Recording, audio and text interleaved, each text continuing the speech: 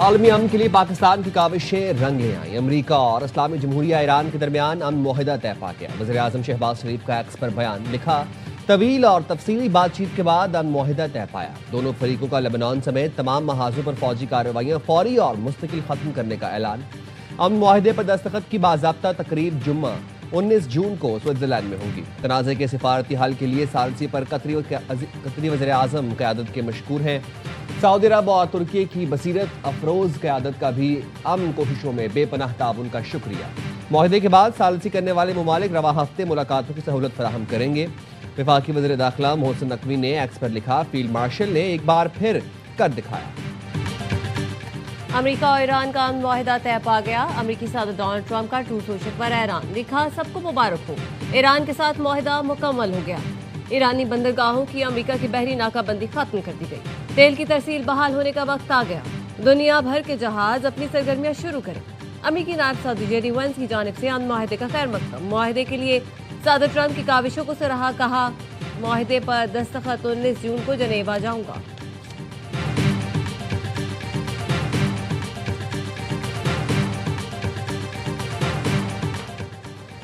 Iran ने America से अमन मुआहदे की तस्दीक कर दी। ईरानी नायब वज़ीर ख़ारजा काज़िम गरीब आबादी कहते हैं, मुआहदे पर सबको अमल दरामद करना होगा। मुआहदे का मतन दस्तखत के बाद जारी होगा।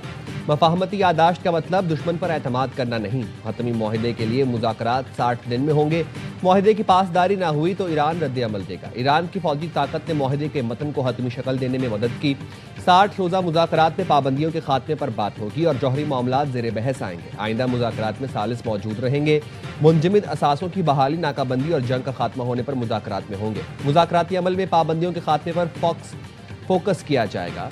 MOU उस वक्त तक इत्तफाक नहीं किया जाएगा जब तक अपने मुतालबात को मतन में शामिल ना करा लिया जाए।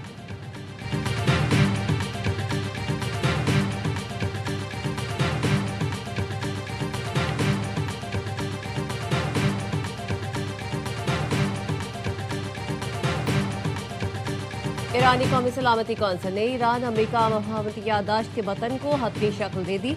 ईरानी कौमी सलामती कौंसिल के बयान में कहा गया है, लेबनान समेत फौजी कार्रवाइयां आज रात से फौरी और मुस्तकिल तौर पर खत्म होंगी। मुआहदे पर दस्तखत जुमा 19 जून को होंगे। ईरान के खिलाफ बहरी नाकाबंदी फौरी और मुकम्मल तौर पर खत्म होगी।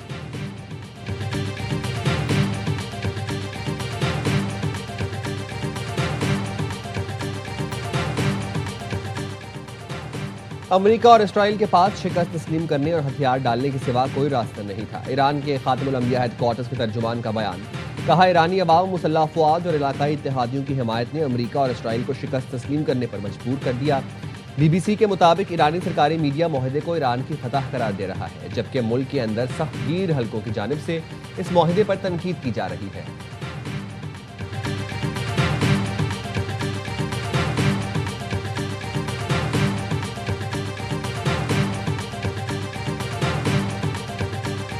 बरतानिया, फ्रांस, जर्मनी और इटली का अमेरिका ईरान मफाहमती यादाश्त का खैर मकदम। 4 यूरोपीय ममालिक के मुश्तरका बयान में कहा गया है, ईरान को जौहरी हथियार हासिल करने की इजाज़त नहीं होगी। वाज़ेह और काबिल तस्दीक इक़दामात पर ईरान पर पाबंदियों में नरमी की जाएगी। आबना हुर्मुज़ का फौरी और गैर मशरूत खुलना जरूरी है। E4 ममालिक का लेबनान की खुद मुख्तारी और इस्तेहकाम की मुकम्मल हिमायत का इरादा।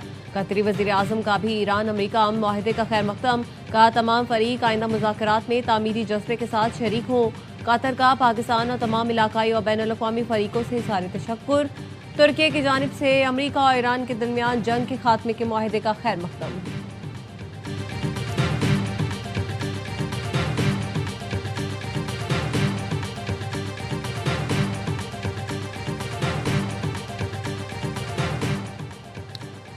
अमेरिका और ईरान को अमन मुआहदे पर पहुंचने पर दिल से मुबारकबाद पेश करता हूं। सेक्रेटरी जनरल अक़वाम मुत्तहिदा एंटोनियो गुतेरेस का एक्स पर बयान, लिखा अमेरिका ईरान अमन मुआहदा तनाज़े के पुरअमन हल की तरफ बड़ा कदम है। पाकिस्तान, कतर, मिस्र, सऊदी अरब और तुर्की को तामीरी किरदार पर खिराज तहसीन पेश करता हूं।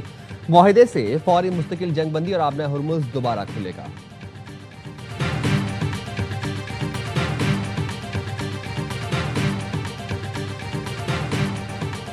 ईरान अमेरिका मुआहदे में ताख़ीर का जिम्मेदार इसराइल। सदर ट्रंप शदीद नाराज, नेतन्याहू को खरी खरी सुना दी। टेलीफोन पर गालम गलोच। अमेरिकी न्यूज़ वेबसाइट एक्सियोस का दावा, सदर ट्रंप ने कहा नेतन्याहू बैरूत पर हमला ना करता तो मुआहदे पर दस्तखत हो चुके होते। इस वक्त बेवकूफाना हमले की क्या जरूरत थी? नेतन्याहू के पास हालात समझने की सलाहियत नहीं। बैरूत पर हमले से ईरान से मुआहदे पर दस्तखत का अमल मुतासिर हुआ। अमरीकी सदर की गालम गलोच के बाद नेतन्याहू ने इसराइल की सिक्योरिटी काबीना का हंगामी इजलास बुला लिया। अरब मीडिया का कहना है ईरानी हमलों का खौफ नेतन्याहू की सिक्योरिटी काबीना का इजलास बंकर्स में होगा। सदर ट्रंप ने ट्रूथ सोशल पर लिखा, मुआहदे के करीब है, इसराइल रुकावट न बने। बैरूत पर आज हमला किसी सूरत नहीं होना चाहिए था। इसराइल ने एक मामूली हमले का जवाब दिया, हम ऐसे मुआहदे के बहुत करीब हैं जो लेबनान समेत पूरे खित्ते में अमन लाएगा। ये एक पायदार अमन की शुरुआत हो सकती है, उसे बर्बाद न करें। अमेरिकी सदर ट्रंप की व्हाइट हाउस में मुशावरत जारी। सदर ट्रंप अपनी सालगिरह के मौके पर ईरान से मुआहदे पर दस्तखत चाहते हैं।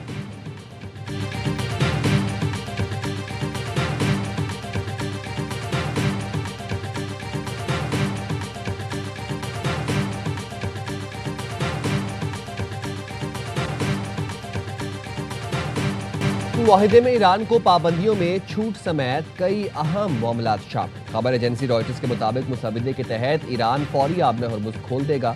अमेरिका ईरानी बंदरगाहों की बहरी नाकाबंदी खत्म कर देगा। अमेरिका हतमी मुआहदा होने तक ईरान पर कोई नई पाबंदी नहीं लगाएगा। अमेरिका मखसूस वक्त के लिए ईरानी तेल पर से पाबंदियां हटा देगा। अमेरिका ईरान के मुंजमद $25 अरब के असासे भी इलाकाई मुल्कों के ताउन से बहाल करने पर रजामंद है। ईरान जौहरी हथियार हासिल नहीं करेगा। हतमी मुआहदे तक ईरान को यूरेनियम की अफजोदगी रोक देगा। दोनों फरीकों की रजामंदी के बाद अगले 2 माह में हतमी बातचीत होगी।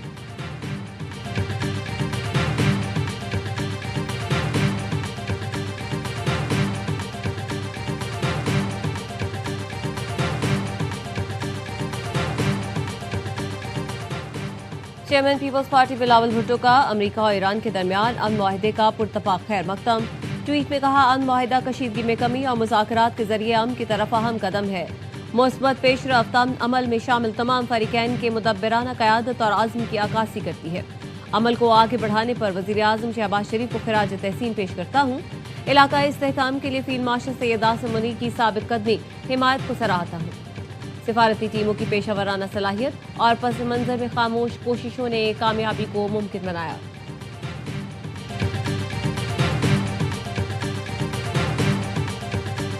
पूरी दुनिया मोतरफ है कि पाकिस्तान ने अमन के क़याम के लिए जो अपना किरदार अदा किया है, पूरी दुनिया कह रही है कि वज़ीर आज़म शहबाज शरीफ और फील्ड मार्शल सैयद आसिम मुनीर की काविशों से न सिर्फ अमन का क़याम हुआ है बल्कि हम पूरी दुनिया की इकोनॉमी इससे बेनिफिट करेंगी। हम फख्र से कह सकते हैं कि आज सब पासपोर्ट की भी इज्जत है और आज मईशत भी जो है वो तरक्की की इशारा पर गामज़न है अल्हम्दुलिल्लाह। दुनिया कह रही है वज़ीर आज़म और फील्ड मार्शल की काविशों से क़याम अमन हुआ, इससे पूरी दुनिया की मईशत को फ़ायदा होगा। वज़ीर इत्तलात अता तारड़ का अपोजिशन को जवाब, कहा, काश इस वक्त आपने मीसाक मईशत की बात मानी होती जब शहबाज शरीफ ने इस ऐवान में कहा था मेरी पूरी जमात जेल में है मगर फिर भी पाकिस्तान की खातिर कहता हूँ आओ मीसाक मईशत करें।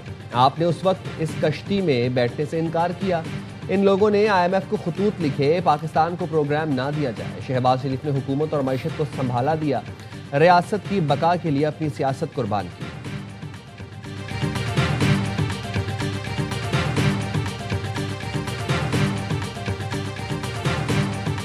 पैसों की शदीद किल्लत है। हिस्ट्री में कभी इतनी कम इंक्रीज नॉन डेवलपमेंट न्यूज इस साल हो रही है। उस वजह से तनख्वाहों में भी हमें देखना पड़ेगा कि हम कितना रूम दे सकते हैं। वफाक जिनमें पैसे दे रही है जो सिंध हुकूमत इम्प्लीमेंट कर रही है, 64 अरब रुपए दरकार थे और अगर आप वफाकी बजट देखेंगे उनका PSDP तो 64 अरब रुपए रखे गए हैं। पैसों की शदीद किल्लत का सामना है, देखना होगा तनख्वाहों में कितना इजाफा करना है।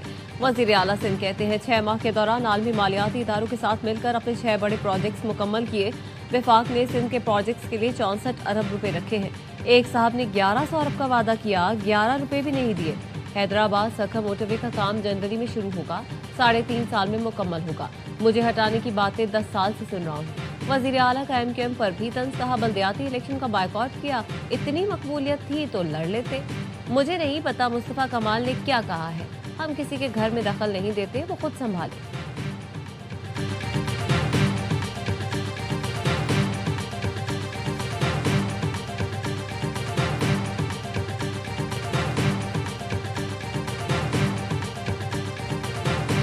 $22,000 अरब मिले हैं पाकिस्तान पीपुल्स पार्टी को 15 साल। नेशनल फाइनेंस कमीशन से, यानी कि वाइट मनी। चलो कराची में नहीं लगी तो कहाँ लगी?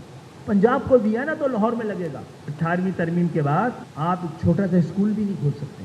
हमारे अजदाद तो कायदे आज़म के पाकिस्तान में आए थे, न जाने किसने हमें भुट्टो के पाकिस्तान में धकेला। एनएफसी से 15 साल में 22,000 अरब मिले, पैसा कहाँ गया?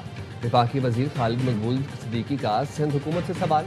कहा 18वीं तरमीम के बाद आप एक छोटा स्कूल भी नहीं खोल सकते। विफाक ने पंजाब को पैसा दिया, उन्होंने लाहौर में लगाया।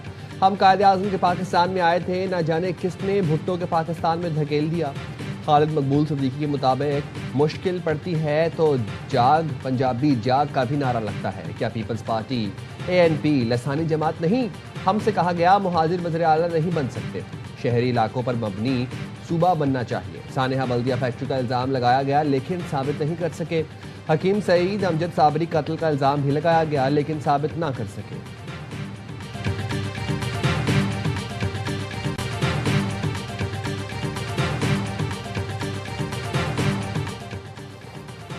सीनियर सूबाई वज़ीर शर्जील मेमन का खालिद मकबूल सिद्दीकी के बयान पर सख्त रद्द-ए-अमल। कहते हैं कराची किसी एक जमात की जागीर नहीं, ये मुल्क का मुआशी हब और सिंध का दारुल हुकूमत है। MQM से पहले कराची में दहशत नहीं बल्कि जिंदगी की खुशबू होती थी। पहले वाला कराची भत्ताखोरी, बोरीबंद लाशों और लसानी तासुब से पाक था। अब हम जानते हैं कि किसने शहर को अमन दिया और किसने बोरीबंद लाशें। शहर के मसाइल शोबदाबाजियों और सियासी नारों से नहीं बल्कि अमली इक़दामात से हल कर रहे हैं। सिंध हुकूमत ने कराची में बड़े पैमाने पर तरक्याती मंसूबे शुरू किए। आज कराची में जो तरक्की नजर आ रही है वो पीपल्स पार्टी की कोशिशों का नतीजा है।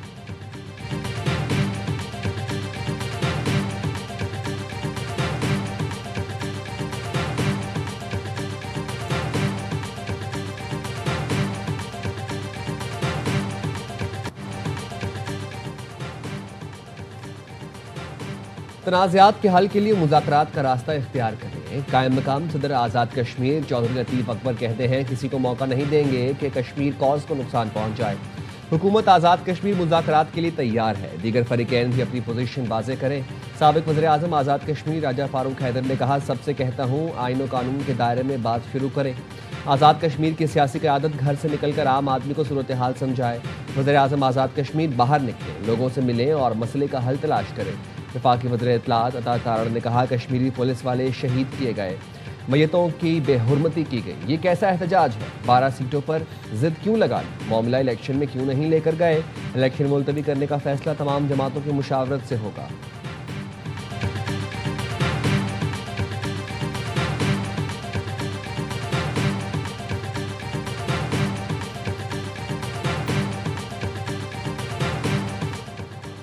आज़ाद कश्मीर में अमन के लिए मशाल मलिक की मुलाकातें। जमीयत उलमा इस्लाम के अमीर मौलाना फजलुर रहमान से उनकी रिहाइशगाह पर मुलाकात। आज़ाद कश्मीर के मसले के पुरान और सियासी हल पर इत्तेफाक किया।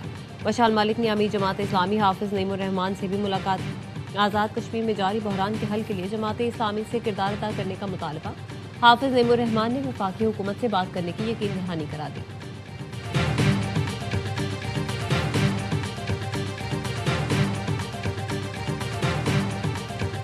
फीफा वर्ल्ड कप में साबिक आलमी चैंपियन जर्मनी की क्यूरासाओ पर गोलों की बारिश। पहले हाफ में 3 और दूसरे हाफ में 4 गोल दागे। क्यूरासाओ भी गोल करने में कामयाब रहा। कैरेबियन जजीरे ने तारीख भी रकम कर दी। फुटबॉल का आलमी कप खेलने वाला सबसे छोटा मुल्क बन गया। जापान और नीदरलैंड्स का मैच 2-2 गोल से बराबर रहा। आइवरी कोस्ट ने इक्वाडोर को 1-0 से हरा दिया। स्वीडन का टेनिस से मुकाबला जारी। स्वीडन को पहले हाफ में 0 के मुकाबले में 2 गोल की बढ़तरी।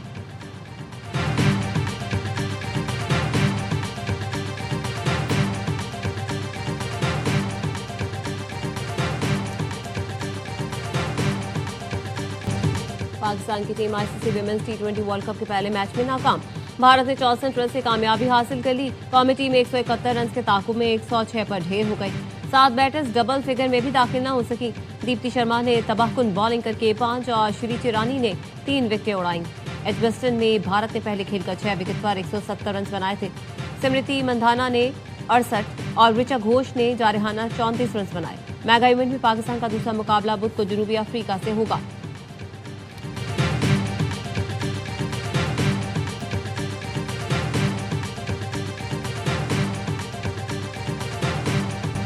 ऑस्ट्रेलिया की टीम बांग्लादेश के खिलाफ वनडे सीरीज में व्हाइट वॉश से बाल बाल बच गई। ढाका में खेले गए आखिरी मैच में कैंगरू सनसनीखेज मुकाबले के बाद एक विकेट से कामयाब। 276 रन का हदफ आखिरी ओवर में आखिरी विकेट पर हासिल किया। कूपर कोनोली ने 149 रन की मैच विनिंग इनिंग्स खेली। शरीफुल इस्लाम ने 6 खिलाड़ी आउट किए लेकिन अपनी टीम को कामयाबी ना दिला सके। बांग्लादेशी टीम इब्तदाई 2 वनडे जीतकर सीरीज अपने नाम कर चुकी थी।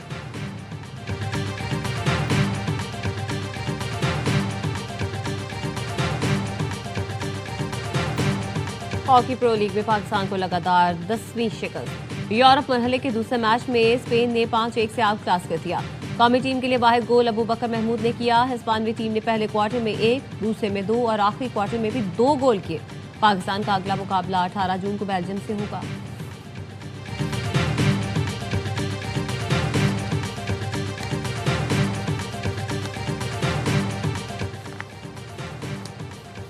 और बैंकॉक में mister and miss universe body building championship में पाकिस्तानियों ने धूम मचा दी। आखिरी रोज मजीद 6 सोने के तमगे जीत लिए।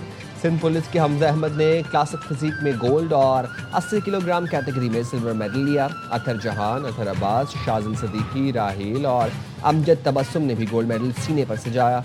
पाकिस्तान ने 12 गोल्ड मेडल, 4 प्रो कार्ड और 2 ओवरऑल टाइटल जीते।